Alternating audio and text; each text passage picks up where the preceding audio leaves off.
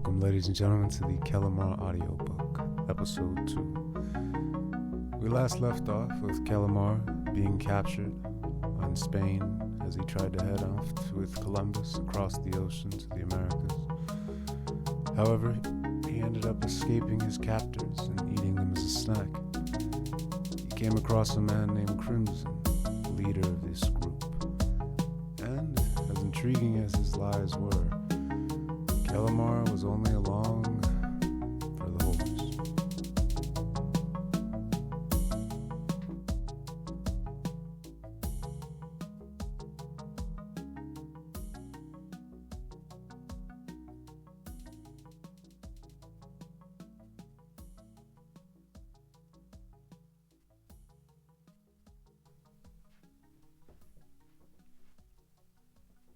Chapter 2. The sun was rising over the horizon when we reached the first signs of life on the outskirts of Toledo. We stopped to let the horse rest, but we didn't stay long. My vision blurred, and I ate every pound of flesh a young maiden I lured away from town unwillingly provided. We left rather quickly after that. It was better to leave before any questions were raised. We made our way through Spain towards Paris. Crimson claimed he had a home there, and he also claimed it was private enough for us to do our work. Regardless, I suspected neither of these things were true. While he may have been able to conceal his lies at the cottage while I was still groggy from the feeding, it was clear I'd be devouring him shortly. I have one last request if I'm going to give you my blood. He raised an eyebrow for me to continue. When it's done, if you die, I need enough gold to build a ship. If you found one of our libraries, I'm sure you also found some of our designs as well. When this is over, I need both to sail across the ocean. I'm sure you can guess why. He thought about it for a moment before he answered me. On one condition. If I live, I go with you. I'm curious as to if your people left any libraries on the other side. I've read every book I have, and I want more. I agreed, and we silently made our way for a few miles until we came across a man face down in the middle of the road. Halt! The horse immediately obeyed. We stepped down from the cart and walked steadily to investigate. As we approached, I could see the man's back rising and falling. His heart thumped madly in his chest. It was a trap, but before I could say a word, an arrow flew through the air towards Crimson's gut. I shoved him away, and it buried itself into my heart. I grunted in pain and stumbled to the floor. Crimson screamed ferociously while pulling a crossbow from his cloak. He saw the attacker in the bushes off the road and shot out a bolt. It slammed into the helmet of the man, snapping metal, bone, and soft brain tissue with a loud crunch. I sat up and grabbed the shaft of the arrow. I then ripped it from my chest, and a stream of blood gushed to the shit-covered road below. It stopped as quickly as it started, and healed over in the blink of an eye. I took a few deep breaths and looked over just in time to see Crimson twist the head off the man who had been faking his death on the road. He twisted it once, twice, and ripped it off completely from the neck and spine. He had tears in his eyes when he turned to look at me. When he saw I was fine, his eyes shot wide with open bewilderment. How could you be alive? In response, I pulled a dagger from my pack. It was encrusted in rubies and made from human bone. I cut deep into the vein of my right arm and held it out. Another stream of blood flowed for a moment before the wound closed without even leaving a scar. He helped me stand, and I was a little lightheaded, but we made our way back to the cart, and I fell asleep before we even started moving. I shouldn't have been so damn careless, but feeding always made me so damn arrogant. Wake up. We have to hide. Crimson's desperate whisper made me spring to my feet ready to kill, but in a moment I was woozy and nearly collapsed back down. I looked around slowly and found we were surrounded by humans. Not directly in front of us, mind you, but in every direction for 2 kilometers were search parties marching along with torches. The terrain was different as well. Pine forest was all a human eye would have seen. We must have been ambushed. I was ready to attack despite my groggy awakening, but Crimson grabbed my shoulder. I recognized the pines after a moment. The Pyrenees Mountains. I was confused how we'd come so far so quickly. I shrugged him off and made my way to the smell of the nearest search party. No, please. There's too many of them for such a tactic. They're looking for us. Those 2 I killed were scouts. I overheard the search party talking about them. I heard a snap of a branch and we instinctively crouched. 3 men with torches rushed by and I recognized the crests across their chests. Behind them, I could see the silhouette of a massive bear that was running away from my scent.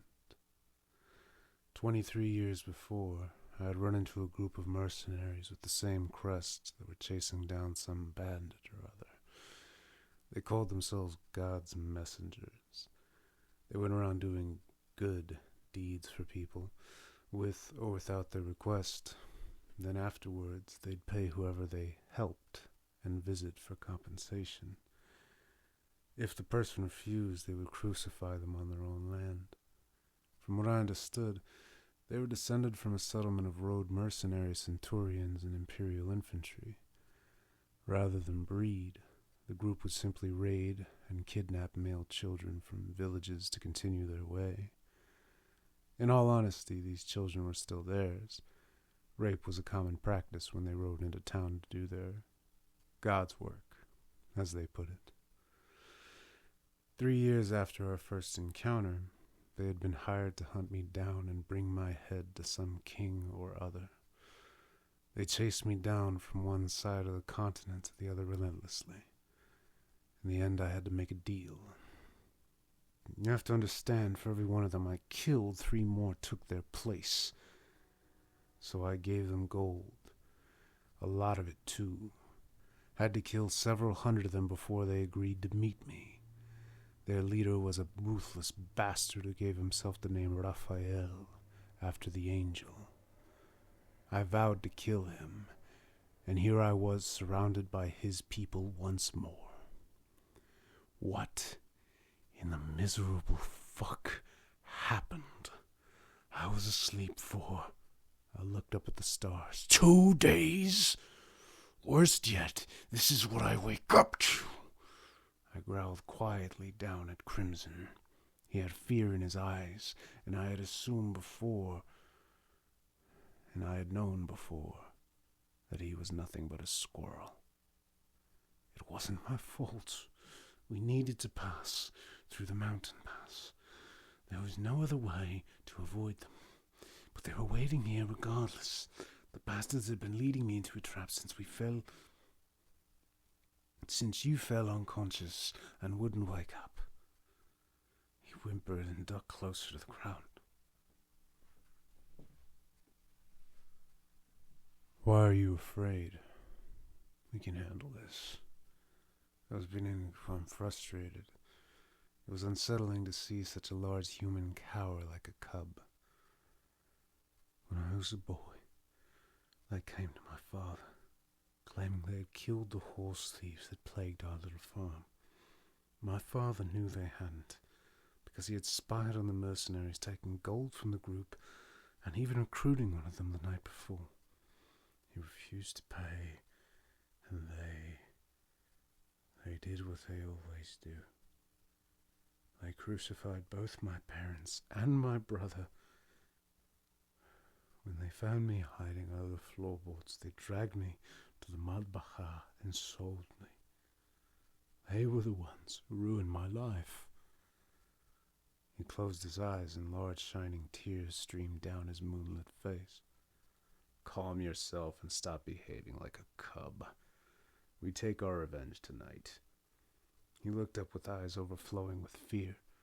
I wanted to smack his teeth from his pathetic mouth. "How? There are only 2 of us and 200 of them." I didn't answer. I only brought my hand down hard on his face, breaking his cheekbone with a brutal crack. He fell back, holding his broken face, cowering. "Wait here. You're of no use to me in the state you're in. Compose yourself, find your strength, and fight, even when there's nothing left to fight for. Those are the bows a Vampire warrior takes in the battle. Now is your chance to prove that you're one of my people." I stalked away and listened to the sound of the humans around us.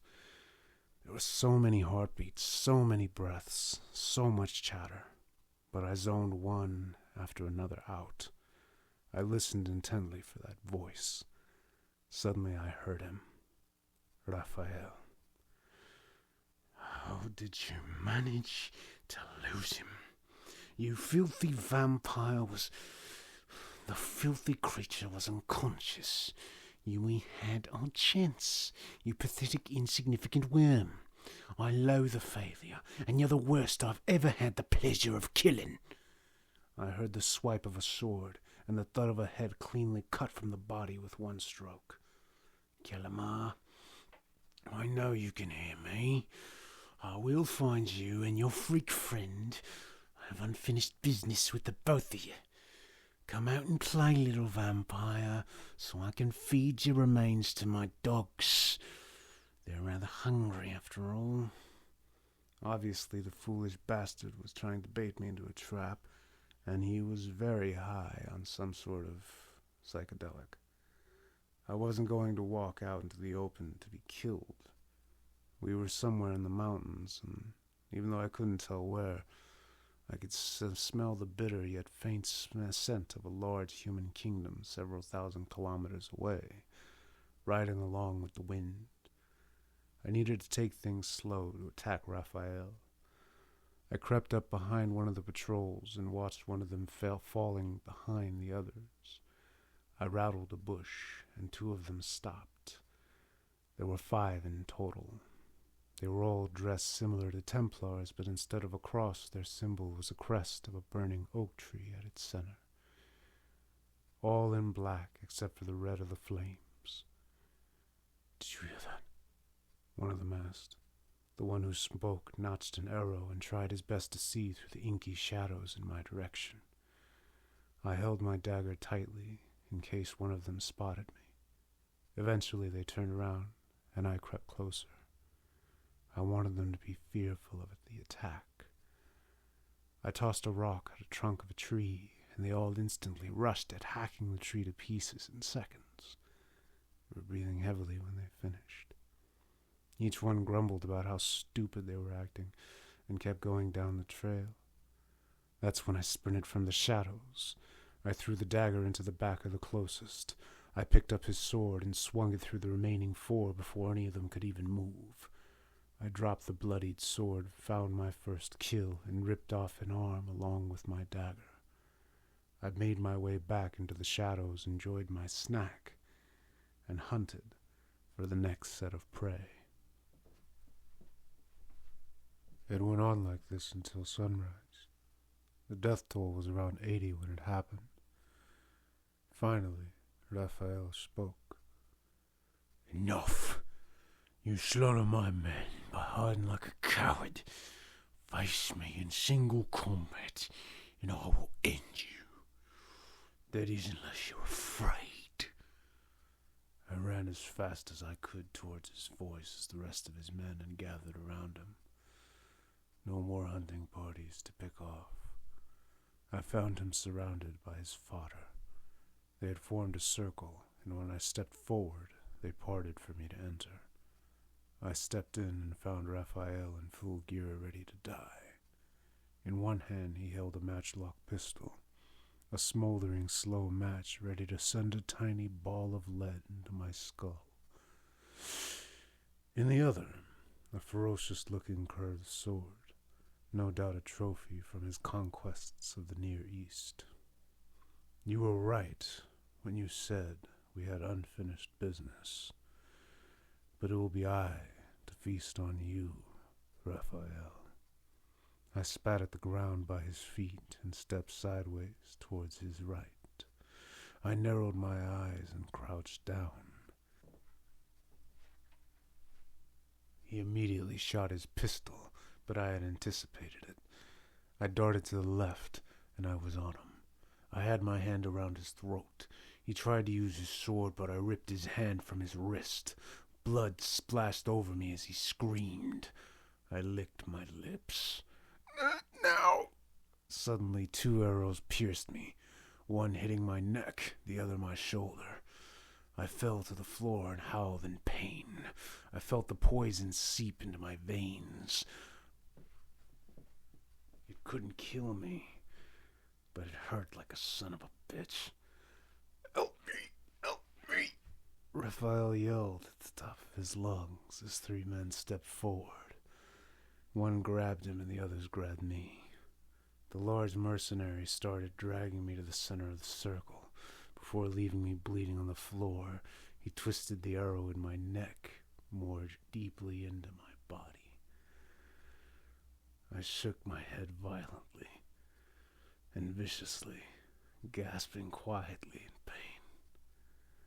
I couldn't breathe, but I didn't need to. Raphael grabbed his hand off the floor and lifted the sword. Blood dripped a bit from his severed hand and stump as he staggered towards me. Hold him. I want to see it. I lifted my head higher using the arrow. I blinked my eyes as a drop of water landed on my eyelash. I thought it was over. Clouds had come over the mountains. Rain had started to pour. Lightning flashed, reflecting off the curved blade as it swung down. I could hear it and see it as it in slow motion.